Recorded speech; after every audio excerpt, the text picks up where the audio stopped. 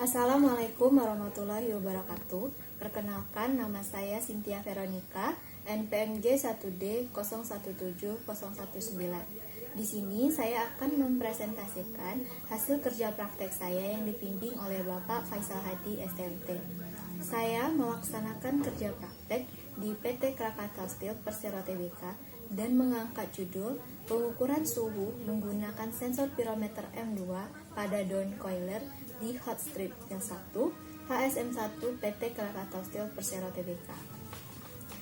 Baiklah, pertama saya akan menjelaskan tentang profil perusahaan. PT Krakatau Steel yang berlokasi di Cilegon merupakan industri pengolahan baja terbesar di Indonesia. Pabrik ini merupakan permulaan proyek baja dari pemerintah yang berdiri pada bulan Mei 1962 yang mulanya dikenal dengan nama proyek baja Trikora. PT Krakatau Steel memiliki 6 unit produksi, yaitu Direct Production Plant, Slab Steel Plant, Hot Strip Mill, Billet Steel Plant, Wire Root Mill, dan Cold Rolling Mill. Pada kerja praktek saya kali ini, saya ditempatkan di divisi Hot Strip Mill, subdivisi MSAEI, pada bagian setup komputer. Pada laporan kerja praktek saya kali ini, saya memiliki 3 tujuan, yaitu yang pertama, mengetahui cara kerja sensor pirometer M2 pada daun coiler. Yang kedua, membandingkan nilai keluaran saat suhu terukur dan nilai set point pada sensor pirometer. Yang ketiga, mengetahui nilai error pada sensor pirometer. Untuk memfokuskan masalah pada laporan kerja praktek saya kali ini, maka saya memberikan 3 batasan masalah, yaitu pertama, membatasi masalah hanya pada bagaimana cara kerja sensor pirometer pada daun coiler di Hot Strip Mill 1 PT Krakatau Steel. Yang kedua, tidak membahas komponen yang digunakan pada bagian daun coiler secara mendetail. Yang ketiga, hanya membahas pengukuran temperatur suhu pada sensor pirometer. Jadi, sensor pirometer ini digolongkan sebagai alat ukur non-kontak atau pengukuran secara tidak langsung. Yang artinya, pengukuran suhu ini dilakukan dari jarak jauh tanpa kontak langsung dengan objek yang akan diukur. Selanjutnya adalah prinsip kerja dari sensor pirometer ini sendiri. Jadi, prinsip kerja dari sensor pirometer ini adalah sensor pirometer akan menangkap radiasi yang dipancarkan oleh material. Nah, radiasi inframerah ini akan ditangkap dan diserap oleh sensor pirometer untuk dirubah menjadi besaran satuan fisik berupa arus atau sinyal analog. Nah, satuan fisik yang berupa arus atau sinyal analog ini akan dikirim ke ruang kontrol untuk nantinya akan ditampilkan. Selanjutnya adalah konstruksi dan spesifikasi dari sensor pirometer M2 ini. Jadi dapat dilihat ini adalah penampakan dari sensor pirometer, yaitu dari tampak depan, samping, dan belakang. Pada bagian depan ini terdapat sebuah lensa atau kamera yang digunakan untuk menangkap radiasi dari material yang suhunya itu akan dibaca oleh sensor pirometer. Nah, sedangkan pada bagian belakang itu terdapat bagian untuk mengatur tingkat fokus lensa untuk menangkap radiasi material, dan terdapat pula electrical connection socket yang berfungsi untuk menyambungkan sensor pirometer ini.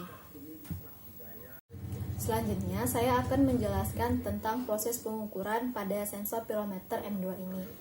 Jadi, pada pengukuran pertama, yaitu bagian input, ini terdapat sensor pirometer, di mana sensor pirometer ini akan menangkap radiasi yang dipancarkan oleh material yang kemudian ini akan dilanjutkan kepada bagian proses, yaitu pada bagian PLC. Pada bagian proses ini terdapat beberapa bagian. Yang pertama adalah land basic. Jadi dari sensor pirometer ini radiasi yang telah ditangkap ini akan dilanjutkan ke bagian land basic.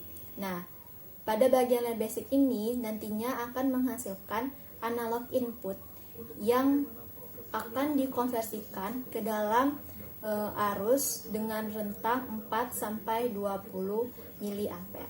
Nah, dari bagian land basic ini nanti akan dilanjutkan ke bagian kenik. Nah, di mana besaran arus ini tadi akan dikonversi ke dalam bentuk tegangan. Setelah dikonversi dalam bentuk tegangan, maka akan dikirimkan kembali ke interface modul SU12 dan diproses di simatik TDC. Setelah pada bagian proses ini, outputannya adalah berupa HMI, di mana hasil pengukuran ini akan dimunculkan dalam bentuk derajat Celcius.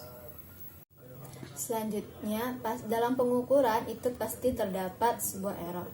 Nah, untuk menghitung error ini tersendiri tentunya digunakan suatu perhitungan rumus error. Nah, di sini saya menggunakan rumus error, yaitu error sama dengan nilai terukur dikurang nilai set point dibagi nilai terukur dikali dengan 100%.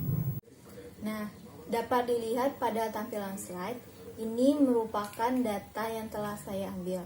Di sini saya mengambil sebanyak 15 data pengukuran dengan set point yang sama, yaitu 620 derajat Celcius.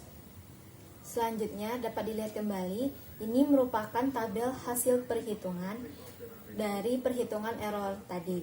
Nah, di sini sebanyak 15 data, 10 data memiliki nilai error di bawah 0,8% dan 5 data lainnya memiliki nilai error 0,8% dengan toleransi lebih kurang 1%.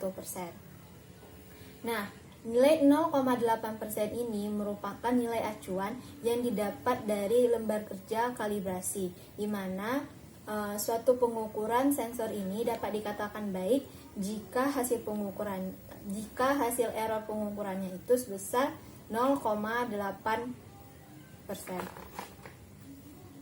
Selanjutnya kita akan masuk kepada bagian kesimpulan.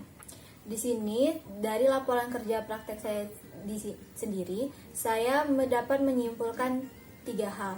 Yang pertama, dapat disimpulkan bahwa sistem kerja pada pengukuran suhu ini menggunakan sensor pirometer adalah dengan cara menangkap radiasi yang dipancarkan oleh material yang kemudian akan dilanjutkan pada bagian land basic yang akan diambil analog input outputannya, yang kemudian akan dikonversi menjadi besaran arus, lalu dikonversikan lagi ke dalam interface modul SU12.